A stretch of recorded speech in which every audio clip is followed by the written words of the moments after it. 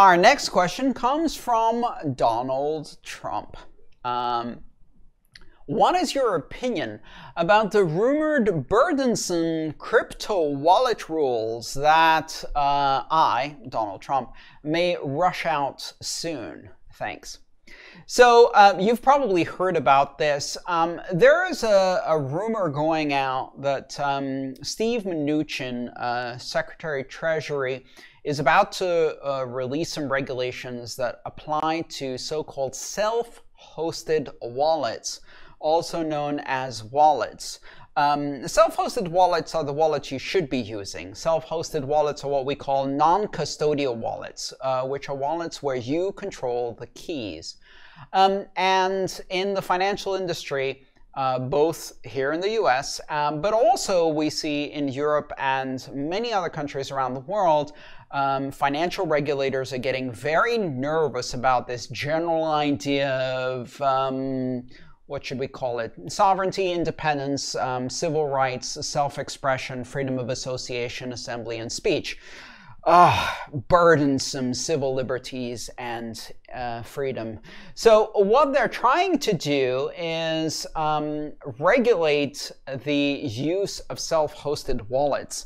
Most recently, last week, the CEO of Coinbase, Brian Armstrong, did a whole tweet thread about how concerned he was and how much he objected to the possibility of there being regulations of self-hosted wallets and how burdensome these would be on Coinbase.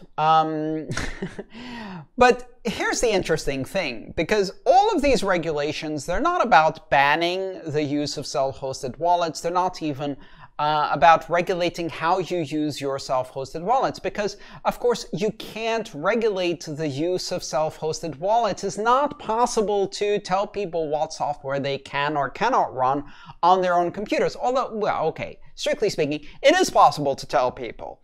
Not many will listen.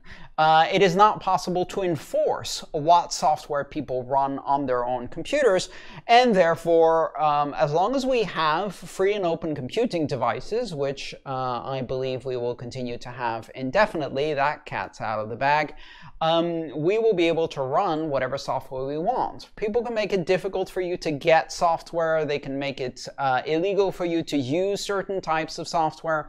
But they can only really do that in countries that have a tendency towards dictatorship and draconian attitudes towards civil liberties. So what are we talking about when we talk about regulations on crypto wallets in the US? What they're talking about is requiring you to prove when you withdraw from an exchange that the address you're withdrawing to belongs to you. And this is one of those classic regulations that have been thought up by people who really don't understand how this technology works. Because, of course, there isn't really a way to do that, and it's kind of pointless. But the general idea is this. In order to prevent people from withdrawing to addresses controlled by dangerous criminals, terrorists, and other things like that, especially since exchanges have various blacklists of addresses, etc., what they're trying to do is impose regulations whereby you have to prove to your exchange, or perhaps simply testify to your exchange, that the address that you're withdrawing to belongs to you. Now, Brian Armstrong and people who run exchanges are notably worried about this.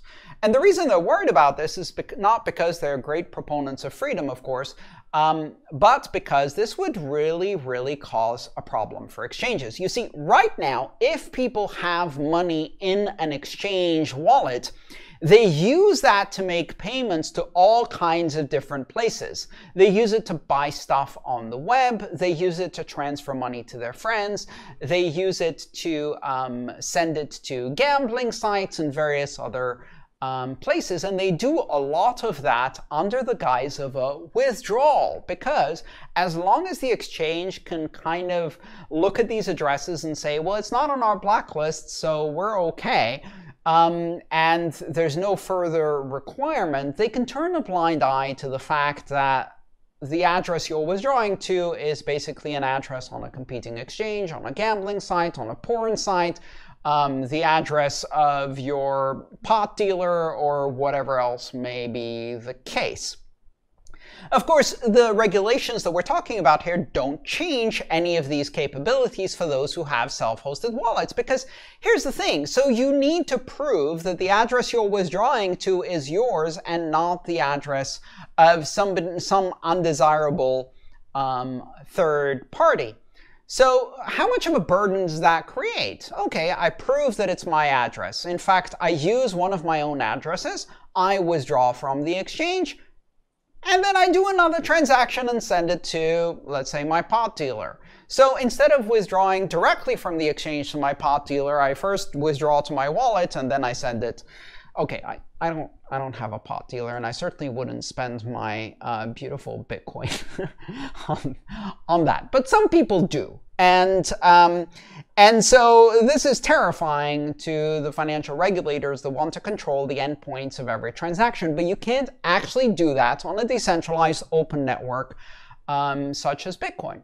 And the reason you can't do it is because I can generate as many addresses as I want on my wallet. So can every other recipient who's trying to transact with me.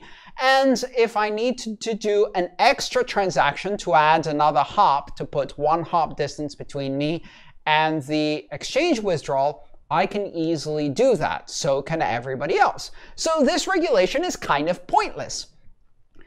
It's pointless because you can't enforce it. You ask me to testify that in fact it is my address. So first of all, a lot of people will simply lie, and then they'll withdraw directly from the exchange to an address that belongs to someone else, even after they've testified that it's theirs. Some people have come up with some more elaborate schemes. How about we make users take a screenshot? Seriously, some days I really doubt whether any of these legislators have ever tried floating some of these ideas with their 14-year-old child and seeing how long it takes that 14-year-old to bypass this incredible regulatory edifice that they've come up in their brilliant senile minds. A screenshot? Really? All right, so have you heard of this thing called Photoshop? Okay, not only is a screenshot pointless, but you can't even do that with even more elaborate technical measures. So instead of a screenshot, let's get sophisticated. We've heard of Bitcoin, we know a bit about it. Let's ask the recipient to sign a message that we generate on demand that proves that they control that address. Great, so you put that regulation in place, and now when you send me the challenge message, I have to send it to my pot dealers for them to sign to prove to you that it's actually my address. It's pointless. You see, the problem is, no matter where you put that barrier, you only have to go one step beyond in order to bypass that barrier. Here's what the exchange CEOs are really worried about. If you are a user and these regulations come into practice, you will very quickly realize that in order to get the full power of your Bitcoin, you're going to have to do two transactions. You're going to have to do one transaction from the exchange to a self-hosted wallet that you control, and from there you now have the freedom to send it wherever you want.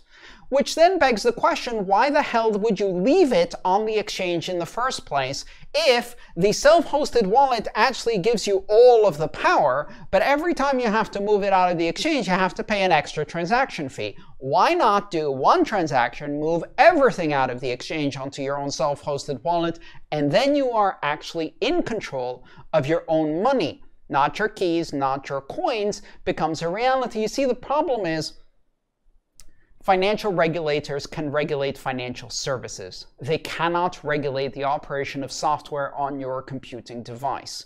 If they regulate financial services, those financial services become less useful as compared to the free software that you're running on your own device. And of course, none of the exchange CEOs want you to realize that their system, which is custodial, is the only thing that's actually subject to regulation and can be regulated, and therefore is an inferior product in which you have more fees for less control. And that's why they object to these regulations. What is the impact of these regulations? The impact of these regulations is to drive more people to self-custody and control over their funds because they realize that exchange wallets are a poison chalice. Hi, thanks for watching the video.